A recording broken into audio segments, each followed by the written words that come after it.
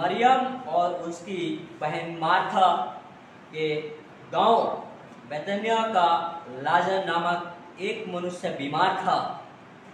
वह बीमारी था जिसने प्रभु पर इत्र डालकर उसके पांव को अपने बालों से पोंछा था। इसी का भाई लाजर बीमार था। अतः उसकी बहन ने उससे कहला भेजा, हे प्रभु, देख, जिससे तू प्रीति रखता है वह बीमार है। यह सुनकर यीशु ने कहा, यह बीमारी मृत्यु की नहीं, परंतु परमेश्वर की महिमा के लिए है, कि उसके द्वारा परमेश्वर के पुत्र की महिमा हो। आमेन। आज की सुबह मैं यहाँ से बोलने का टॉपिक लेकर आया हूँ, बीमारी आती है परमेश्वर की महिमा करने के लिए। बीमारी आती है परमेश्वर की महिमा करने के लिए हमारे जीवन में। इसलिए हम कभी कभी हम सोचते हैं हमारे जीवन में हम क्यों बीमार हो रहे हैं, हम बार बार हमारे जीवन में क्या हमने कुछ गलत कर दिया या हमने कुछ पाप कर दिया। बहुत सारे लोग भी इस बात के लिए बोलते हैं तुमने कुछ गलत किया होगा इसलिए तुम्हारे जीवन में बीमारी आ गया, तुमने पाप कर दिया होगा इसलिए तुम्हारे जीवन में ऐसे बीमारी आ गया। लेकिन हमें जानना चाहिए कि कभी कभी बीमारी हमारे जीवन में परमेश्वर की महिमा करने के लिए आती है। जब हमारे जीवन में सब कुछ ठीक चल रहा होता है तब हमारा जीवन प्रार्थना का बहुत गंभीर होता है। लेकिन जब बीमारी आती है तो प्रार्थना का जीवन डबल हो जाता है। ये क्या है कि परमेश्वर की महिमा, परमेश्वर हमारे जीवन से जैसे महिमा लेना चाहता है, वो उस प्रकार से जब हम बीमारी में पड़े होते हैं तब वो उस प्रकार की महिमा लेता है। लेकिन जब हमारे जीवन में हम सब कुछ ठीक होता है तब हम वो महिमा उसको प्रकट नहीं कर पाते, वो उसको महिमा हमें दे नहीं पाते। यहाँ पर वैसे ही देखिए प्रभु यीशु मसीह ये लाजर से हमेशा उनके घर में जाते थे, हमेशा उनके घर में जाकर बातचीत करते थे, मिलते थे, बहुत प्रेम करते थे और उसकी बहन बहुत प्रभु का आदर करती थी, वचन सुनती थी। लेकिन यहाँ पर जब लाजर मरा, बीमारी से ग्रसित था और उसकी बहन ने फिर विश्वास करके यीशु को बताया भी कि प्रभु आपका मित्र बोलते थे, आपका मित्र, आपका प्रिय जिससे आप प्रति रखते हैं, लाजर बीमार है। लेकिन यीशु को आते आते वहां से कुछ समय लगा, दूर थे, टाइम कुछ लग गया जिसकी वजह से उसकी मृत्यु हो गई। लेकिन यीशु ने एक बात वहां पर उसको बोली कि ये जो बीमारी है ये मृत्यु नहीं है। हमारे जीवन में बीमारी है पर हमें मौत लेकर नहीं आएगी, मृत्यु लेकर नहीं आएगी। ये मृत्यु के लिए बीमारी नहीं आई है। यीशु जीवन देने वाला है, इसलिए ये जो बीमारी है मृत्यु लेकर नहीं आएगी। हाँ, हमारे जीवन में हमारे विश्वास को परखा जा सकता है, हमारे जीवन में हमारे विश्वास को परखा जा सकता है कि हमारा विश्वास में हम कितने ठोस हैं कि नहीं है, मजबूत हैं कि नहीं है। इसी से हम मजबूत निकलते हैं जब हम प्रार्थना करते हैं, जब हमारा जीवन बढ़ता है तब हम मसीह के लिए ऐसी ही महिमा देते हैं जैसे कि वो चाहता है, जैसे कि वो चाहता है।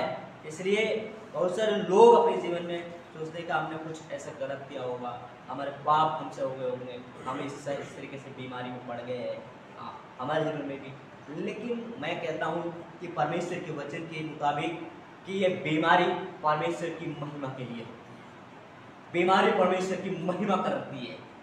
जब तक हमारे जीवन में हम बीमार नहीं होंगे हम प्रभु को सही तरीके से महिमा नहीं देंगे। देखिए, जब हमारे जीवन में सब कुछ ठीक चल रहा होता है, जब सब कुछ ठीक चल रहा होता है तब हमारा प्रार्थना का जीवन कम होता है। लेकिन जब बीमारी, गंभीर बीमारी हो जाती है, समस्या गंभीर होती है, तब हम वही करते हैं, ना तो हमारा मन ड्यूटी में, काम में लगता है और ना हमारा मन फोन में लगता है, ना हमारा मन हमारे यार दोस्तों मित्रों के साथ लगता है। क्यों? क्योंकि एक टेंशन भरी होती है मनुष्य के मन, क्योंकि उसका मन उसकी उसी तरफ रहेगा, मेरे घर में, मेरे परिवार में वो बीमार है, कैसे ठीक होगा, क्या करना पड़ेगा, कैसे करना पड़ेगा, उसका मन वही लगा रहेगा। फिर क्या करेगा? वो प्रभु को याद करना शुरू करेगा, प्रभु को, वो मन में बड़बड़ाता रहेगा, जहां कहीं भी जाएगा वो प्रभु को याद ही करेगा, वो प्रभु को याद ही करेगा, वो प्रभु की प्रार्थना ही करेगा, अब मेरा घर का सब कुछ ठीक हो, मेरा जीवन का ठीक हो, मेरे परिवार का ठीक हो। ये इस प्रकार की ही प्रार्थना को हमेशा करता रहेगा, विनती करता रहेगा, बड़बड़ाता ही रहेगा। क्यों?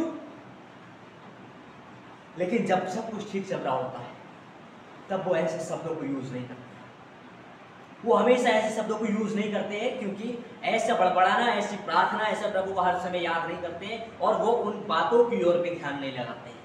लेकिन जब सब कुछ ठीक चल रहा है, हमारा मोबाइल हमारा ध्यान होता है, हमारा दोस्त हमारा मित्र हमारा ध्यान होता है, हमारा काम हमारा व्यापार हमारा ध्यान होता है, लेकिन जब बीमार होते हैं तो हम टेंशन के कारण से हम प्रभु को याद करना शुरू करते हैं। जब याद करना शुरू करते हैं तो इसी से परमेश्वर जो है हमारे जीवन से महिमा लेते हैं।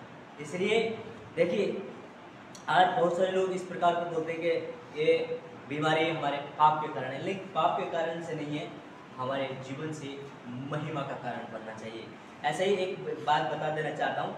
एक बार यीशु मसीह एक जगह से होकर पहाड़ पर झुककर जा रहे थे, और मत्ती की किताब उसका 8 अध्याय में जब आप पढ़ेंगे 8 अध्याय में, तो 8 अध्याय में मत्ती की किताब उसका 1 से लेकर 4 आयत तक एक कोड़ी उनको वहां पर मिलता है, एक कोड़ी मिलता है। वो विनती करता, प्रभु मुझे तू ठीक कर सकता है, मुझे तू अच्छा कर सकता है बोलकर। यीशु मसीह ने उसको देखा, यीशु मसीह ने उसको देखा और उसको बोला तू शुद्ध हो जा, और जाकर अपने आप को याजकों को दिखा, याजकों को दिखा।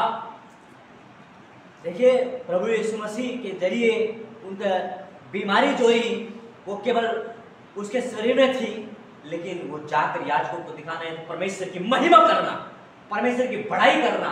यीशु ने चंगा किया है, बताना लोगों को बताना। उस व्यक्ति ने नहीं छोड़ा, उसने बीमारी उसके जीवन में आया। ऐसे ही एक बार एक और मैं बात बता देना चाहता हूँ।